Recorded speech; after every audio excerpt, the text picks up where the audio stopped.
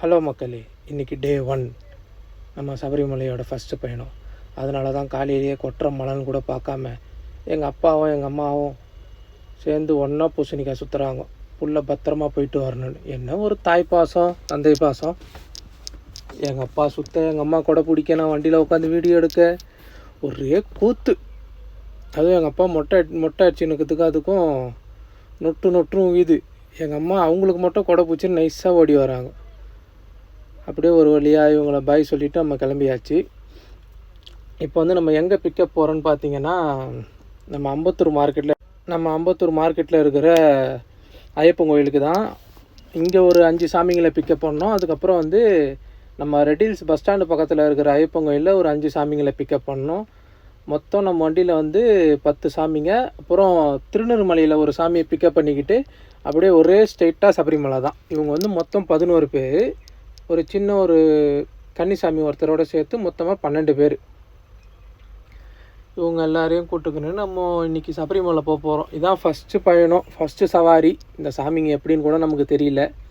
இது எனக்கு வந்து ரெட்டில்ஸில் ஒரு அண்ணன் சொன்ன சவாரி. நம்ம ரெகுலராக போகிற சாமிங்களை தான் நமக்கு தெரியும் இவங்க எப்படி என்ன டைமுக்கு கிளம்புவாங்கன்னு.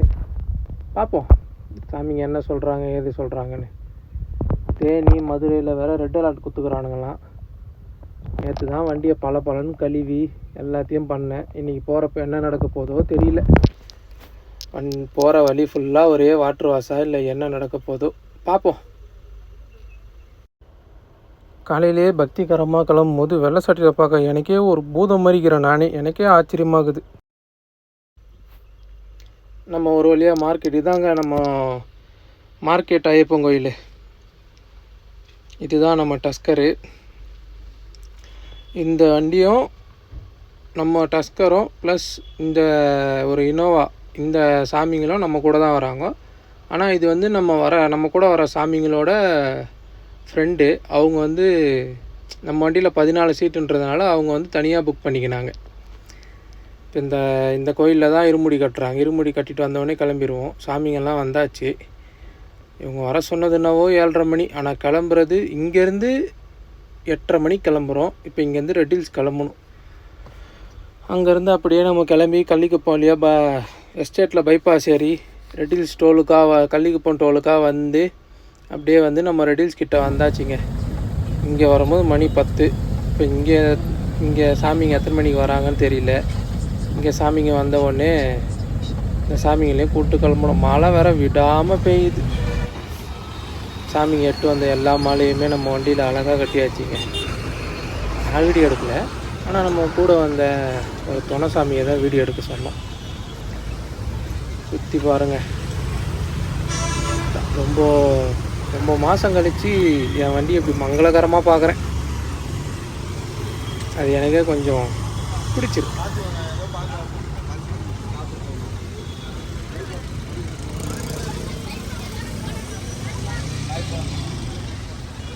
நம்ம வண்டியில் இருக்கிற சாமிங்களோட குடும்பம் எல்லாம் நம்ம சாமிங்களுக்கு எல்லாருமே பாய் சொல்கிறாங்க.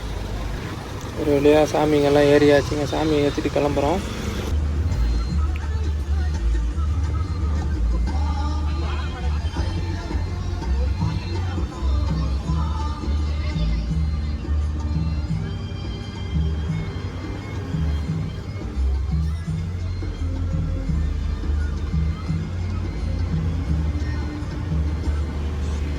மணி 1:30 ஆச்சுன்னு சொல்லி விழுப்புரம் ஜங்ஷன் தாண்டின உடனே ஒரு 4 மலை ரோட்டில் நிப்பாட்டி ஒரு ஓரமாக நிப்பாட்டி சாப்பிட்றதுக்கு நிப்பாட்டினோங்க. ஏன்னா சாமிங்களும் காலைல சாப்பிட்டது. சாமிங்க காலைல சாப்பிட்டவங்களும் இல்லை, நான் லேட்டாக தான் சாப்பிட்டேன்.